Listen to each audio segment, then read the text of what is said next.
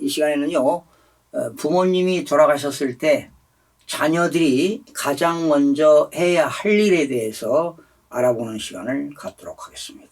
부모가 돌아가셨다고 부고 소식을 받으면 대부분 벼락을 내리치는 것처럼 정신이 아득해집니다. 당황스럽기도 하지만 얼마나 슬픈 일입니까?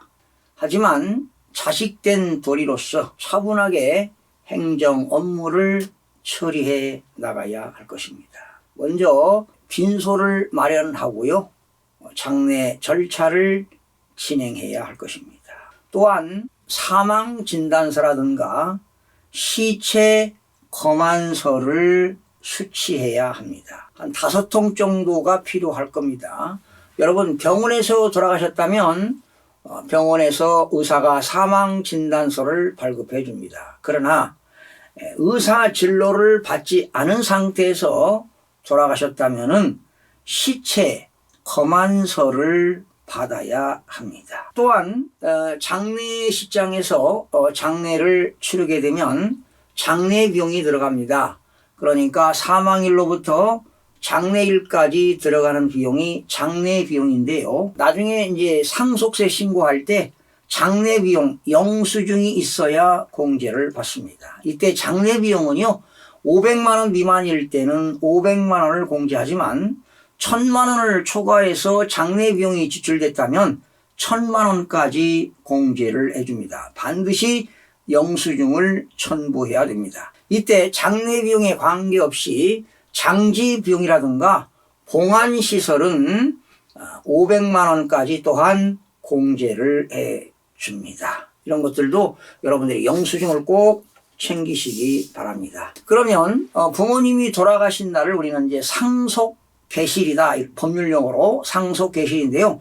상속계실로부터 1개월 이내, 3개월 이내, 또 6개월 이내에 자녀들이 해야 할 일이 있습니다. 당연히 사망신고해야 되겠죠.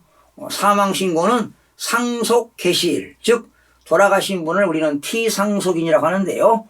피상속인이 돌아가신 날로부터 1개월 이내에 사망신고를 해야 됩니다. 사망신고를 하지 않게 되면 과태료가 부과된다는 것 알아두시고요. 그 다음에 이제 상망신고하고서요, 가장 중요한 것이 뭐냐, 안심상속 원스톱 서비스라는 게 있습니다. 바로 부모님들의 상속재산이 어느 정도 있는가, 즉 사망자의 재산조회 서비스를 하는 것이 바로 안심상속 원스톱 서비스가 되겠는데요. 이건 반드시 신청을 해야 됩니다. 신청은 누가 하는 거냐, 인터넷으로 신청할 수 있는데요. 1순위는 배우자와 직계 비속, 자녀들이 되겠습니다. 그리고 2순위는 직계 존속, 부모가 할 수가 있습니다. 그러니까 자녀가 돌아가셨을 때는 부모가 하는 거고요, 부모님이 돌아가시면 자녀들이 하는데, 이렇게 안심상속 원스톱 서비스는 전자신고할 수 있는데요, 1순위와 2순위만 가능합니다. 그러면 이러한 신고를 하게 되면 여러 가지 상속재산 서비스를 제공받을 수가 있는데요. 먼저 국세와 지방세에 대한 내용을 알 수 있습니다. 그러니까 피상속인, 돌아가신 분이 국세라든가 지방세 납부기간이 지났음에도 불구하고 아직 미납된 세금을 알 수가 있고요. 또 세금을 과오납해가지고 환급 받는 거, 이런 것들도 내용을 알 수가 있습니다. 두 번째는 금융거래를 알 수가 있습니다. 금융거래, 모든 금융기관의 은행의 금융거래를 알 수가 있는데요. 각종 예금이라든가, 그리고 보험계약, 그리고 예탁증권, 공제금액, 또 금융기관에서 대출받은 금액, 또 금융기관의 신용카드 대금, 이런 이용대금, 또 지급보증한 거요, 특수채권, 그리고 대여금고, 이런 것들을 알 수가 있습니다. 그리고 세 번째는 연금 및 공제금액을 알 수 있습니다. 국민연금이라든가 각종 공제 가입했을 때 공제금액을 알 수가 있는데요. 국민연금, 또 공무원일 때는 공무원연금, 그리고 공제 등에 가입된 여부를 알 수가 있고요. 네 번째는 그 사망자의 토지 및 건축물, 즉 부동산 보유 현황을 알 수가 있습니다. 전국적으로 알 수가 있습니다. 그리고 다섯 번째는 자동차 소유 현황을 알 수 있습니다. 자동차 소유 내역을 알 수가 있는데요. 이것뿐만 아니라 이외의 19종을 더 알 수도 있습니다. 이거 말고도 19종 조회가 가능하니까요. 이렇게 안심상속 원스톱 서비스를 신청하시면 됩니다. 그러니까 사망일로부터 사망신고하고요. 이건 바로 신청하는 것이 바람직합니다. 자, 그러면 여러분들이 이제 이렇게 금융거래 그 사망자의 금융거래 내용을 알게 되면은 이제 보험회사라든가 각종 금융기관을 방문해서 뭐 인출을 해야 될 거 아니겠습니까? 이러기 위해서는 내가 피상속인의 사망인의 가족이라는 것을 입증하려면 바로 금융거래할 때는 가족관계 증명서라든가 주민등록 등초본, 상속인을 입증하는 서류를 제출해야만이 금융거래를 할 수가 있습니다. 만약에 그리고 여러분들이 이제 상속세 신고하지 않으면 말이죠. 미신고 가산세가 20%가 붙습니다. 계속 신고하지 않고 미납하게 되면 미납부세액에 대한 가산세가 납부 불성실 가산세가 계속 붙는다는 거 알아두시기 바랍니다. 그리고요, 여러분들이 이제 부모님의 그 금융기관이라든가 또 보험회사 같은 거 이렇게 방문하는데도 상당한 시간이 소요되기 때문에 미리미리 원스톱 서비스를 제공받으시기 바랍니다. 그리고 중요한 게 하나 있습니다. 부모님이 이제 사업을 하시다가 돌아가신 분도 있을 텐데요. 사업하시다가 돌아가시게 되면 부모님의 채권 채무 받을 돈과 또 거래처에 줄 돈, 채권 채무 관계에 파악이 되는데 바로 알 수가 없습니다. 또 부모님이 돌아가셨을 때 모든 사람들이 그걸 알 수가 없기 때문에 부모님 핸드폰 같은 것을 말이죠. 죽이지 마시고 아주 낮은 그 요금제로 변경해가지고요. 그 핸드폰을 한 1년 정도 보관하고 있다 보면 전화가 올 거 아니겠습니까? 이때 받아가지고 이해관계를 좀 따져가지고 이런 채권 채무 관계도 알아보는 것도 중요하다고 볼 수가 있습니다. 그러니까 대부분 그 망인이 돌아가셨는지 알 수가 없는 경우가 많이 발생하기 때문에 꼭 사업을 하셨다면 채권 채무 관계를 꼭 알아보시기 바랍니다. 그리고 3개월 이내 할 게 있습니다. 이제 1개월 이내는 사망신고하고요. 3개월 이내입니다. 3개월 이내 하는 경우가 있고 6개월 이내 하는 경우가 있는데 바로 3개월 이내에 예금이라든가 보험금을 청구하시면 되겠습니다. 그리고 금융거래 부모님의 10년 동안 금융거래를 출력을 계좌 그 내역을 출력해 가지고 있다가 혹시 상속세 신고 대상이 되게 되면은 세무사한테 이런 자료를 갖다가 주는 것도 많이 도움이 될 겁니다. 그러니까 피상속인이 돌아가시기 전 10년 동안 그 거래 내역이 있습니다. 예금, 계좌, 거래 내역을 금융기관에서 그 종이로 출력해 가지고 있는 것이 좋습니다. 그 이유는 말이죠. 피상속인이 돌아가시기 전 상속인에게 10년 이내에 증여한 사실이 있다면 나중에 상속세 계산할 때 증여재산을 상속재산에 포함시킵니다. 이걸 안 시키면 나중에 또 상속세 그 세무조사를 받아가지고 상속세를 추징당하는 경우도 많습니다. 또한 상속인 이외의자, 예를 들면 그 손자라든가 며느리라든가 또 사위 이런 경우는 5년 이내에 증여한 사실이 있다면 상속재산에 포함을 시키기 때문에 나중에 훗날 거의 세무조사를 받는 경우가 상당히 많습니다.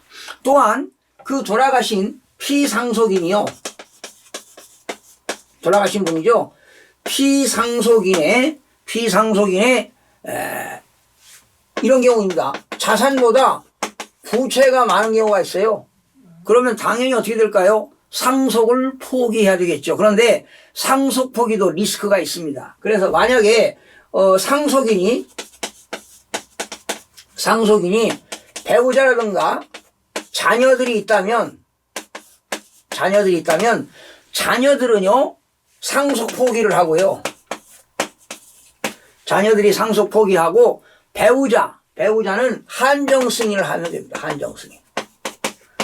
한정 승인이라고 하는 것은 상속받은 재산 한도 내에서 빚잔치 하겠다 이런 내용입니다. 그래서 이런 한정 승인과 상속 포기는 가정법원에다가 3개월 이내에 해야 됩니다. 3개월 이내에 해야 된다는 것 기억하시기 바랍니다. 가정법원에 하는 겁니다. 또 피상속인이 자동차를 가지고 있었는데 상속인이 자동차를 상속받지 않을 경우에는 말소 등기를 해야 되는데요. 역시 말소 등기도 3개월 이내에 진행해야 됩니다. 그 다음에 상속 개시일로부터 6개월 이내에 진행하는 경우는 뭐냐? 만약에 상속받은 재산을 내가 처분해야 되겠다. 상속세를 못 내는 경우가 있습니다. 돈이 없어가지고. 그래서 부득이하게 상속받은 재산을 처분하는 경우가 있는데 처분하기 전에 감정평가, 가치를 평가하는 겁니다. 감정평가사한테 감정평가 비용이 들어가더라도 감정평가하는 게 좋습니다. 이때 감정평가 받은 금액이 바로 취득가액이 되는 겁니다. 그래서 나중에 팔게 되면 양도소득세를 내는 경우가 있잖아요. 그런데 양도소득세를 낼 때 소위 세금을 줄이는 방법은 감정평가를 하는 것이 훨씬 더 유리하다는 것 기억하시기 바랍니다. 자녀들은 3.5분의 1이 됩니다. 통분해 보겠습니다. 2분의 2로 통분하게 되면 7분의 3이 되겠고 7분의 2가 되겠습니다. 즉 배우자는 7분의 3을 갖게 되는 거고요. 자녀들은 7분의 2가 되겠는데 이렇게 상속 등기를 하는 것이 바람직합니다. 나중에 상속세를 계산할 때 배우자가 상속을 많이 받으면 받을수록 공제 금액이 커지기 때문에 이렇게 상속 포기하지 않고요. 자기 집은 어머니도 배우자도 상속을 받아서 상속 등기를 이행하고 취득세도 내고 나중에 상속세 신고할 때 상속세를 줄일 수가 있습니다. 그러니까 이 상속에는 법정 상속이 있고요. 바로 이런 게 법정 상속입니다. 법으로 정해진 상속 지분을 갖는 것이 법정 상속이고 상속인들 간에 협의해가지고 협의 상속을 하는 경우도 있습니다. 협의 상속을 하는 경우도 있는데 이렇게 법정 상속하는 것이 더 좋습니다. 또 중요한 게 하나 있습니다. 만약에 돌아가신 부모님이 피상속인이 사업을 했습니다.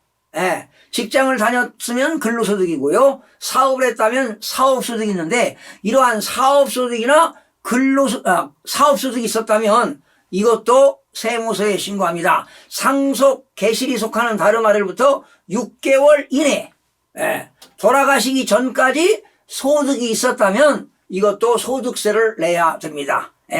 또 법인은 당연히 법인세가 되겠죠.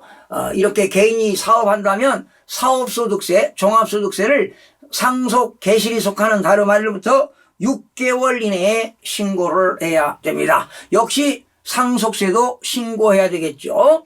만약에 피상속인이 돌아가셨는데 상속인이 배우자도 있고 이렇게 자녀가 있다면 배우자 공제는 5억까지 공제하고요.